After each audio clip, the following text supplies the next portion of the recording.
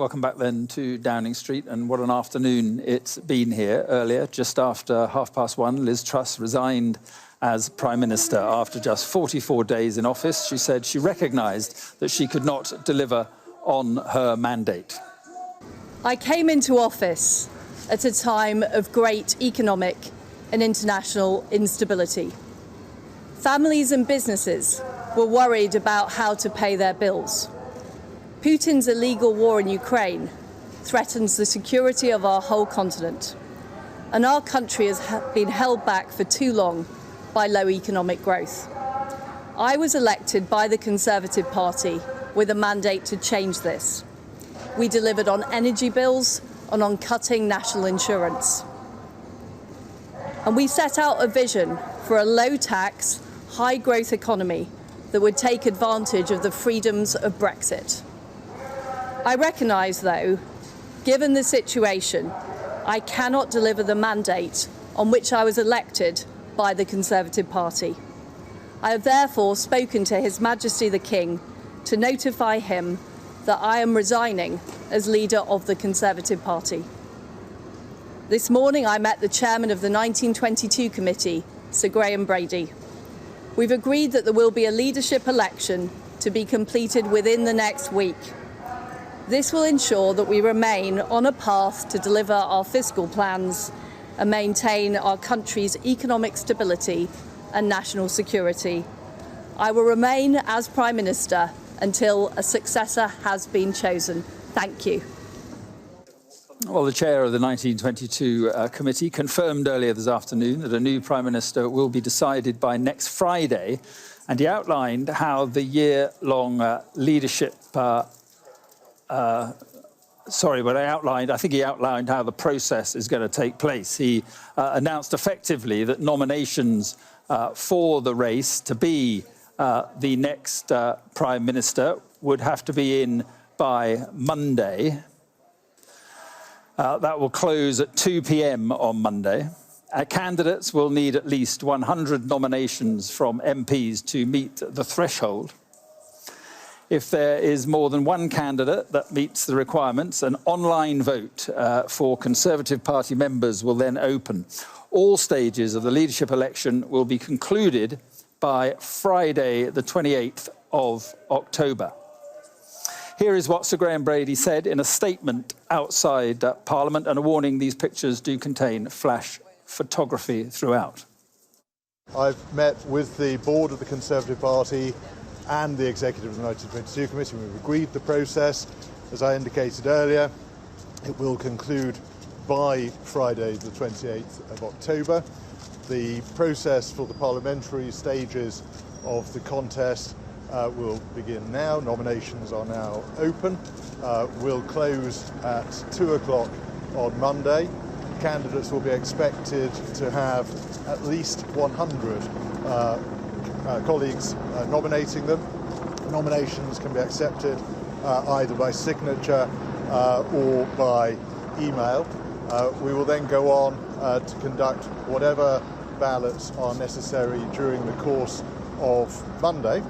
And when we reach 2 final candidates, we will also conduct an indicative ballot so that it is clear what the balance of preference within the parliamentary party is. Sir Graham Brady there, but the Labour leader Sir Keir Starmer has reacted to the Prime Minister's resignation and demanded a general election. What a mess. And this is not just a soap opera at the top of the Tory party. It's doing huge damage to our economy and to the reputation of our country. And the public are paying with higher prices, with higher mortgages. So we can't have a revolving door of chaos. We can't have another experiment at the top of the Tory party. There is an alternative, and that's a stable Labour government. And the public are entitled to have their say, and that's why there should be a general election. Some sympathy for Liz Truss, her time in office pretty humiliating. The damage that has been inflicted on the public through higher prices and mortgages is considerable. This is not a soap opera. These are real lives that are being impacted by the mess at the top of the Tory party. We are ready to form a government to stabilise the economy and implement a real plan for growth, for living standards, to help people through a cost of living crisis. And that's the choice now, a stable Labour government or this utter chaos from the Conservatives. So Keir Starmer there calling for an election. Well, few in Liz Truss's own constituency of South West Norfolk, a seat she's held for 12 years, lamented her brief tenure as Prime Minister after the news was announced today, with one couple calling for the return of her predecessor. Who would you like to see take over, or do you think we should have a general election? Boris. We need Boris, we miss him. If we had a general election kind of soonish rather than later, do you think you'd vote Conservative again? No, definitely not. So what do you think about Liz Truss resigning today? I'm glad, yeah. Don't know who's going to take over though, but I think she had to. Well, joining me now is former Special Advisor to Theresa May and Head of Conservative Party Research Operation, Alex Dawson. Thank you very much for joining us. And, well, Keir Starmer said it a little bit earlier, the party is in a mess, isn't it? Yeah, this is quite some mess. 3 prime ministers in the course of a year is a pretty hard thing to come back from. I mean, clearly, though, it was untenable for Liz Truss to continue if you had the shambles that we had last night combined as well with the problems in the economy. So it really is kind of the only roll of the dice that was available to the Conservative Party, which didn't have confidence in her. But time is going to tell as to whether it's a success, whether this is even salvageable for the Conservative Party and, more importantly, for the country. So what is the way forward? What is the ticket, that leadership ticket that is needed now to bring some sort of stability? And what are the chances of actually getting it? Well, I suspect the most important thing for the Conservative Party's long-term interests is actually making sure that the economy is in a finer state than it currently is now. The markets are going to have quite an important judgment to an extent on who the leader is and whether they can, frankly, deliver some of the difficult tax and spending decisions that Jeremy Hunt has started to introduce. And anything that kind of botches that makes gilt yields shoot up again or the currency depreciate even further is going to be very hard for the Conservatives to come back from. Obviously, you have a lot of Rishi Sunak supporters from the last leadership election say that he is the man who is able to provide that kind of calm and stability. But obviously, there are lots of people on the right of the Conservative Party who think they might rather made a mistake when they got rid of Boris Johnson, and that he's the man with kind of the political sort of special sauce who would be able to get the Conservative Party out of this fix. Now, I don't know whether that is a question of putting your money on hope over experience. Well, I mean, it's a good question. Do you think enough people will think that for it to happen? I mean, so if you speak to various folks in and around the Conservative Party at the moment, they think it is relatively unlikely that Boris Johnson will get the 100 nominations that are required to move through to the next stage of the leadership contest.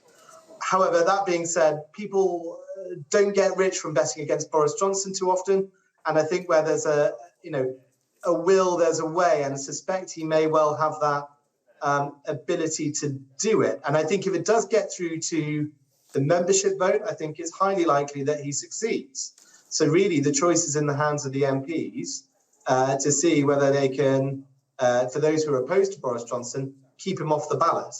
That being said, if it ends up being Rishi Sunak versus Penny Mordaunt, who's current leader of the Commons, again, I think that's quite a fine balance there as to who would actually win amongst the membership.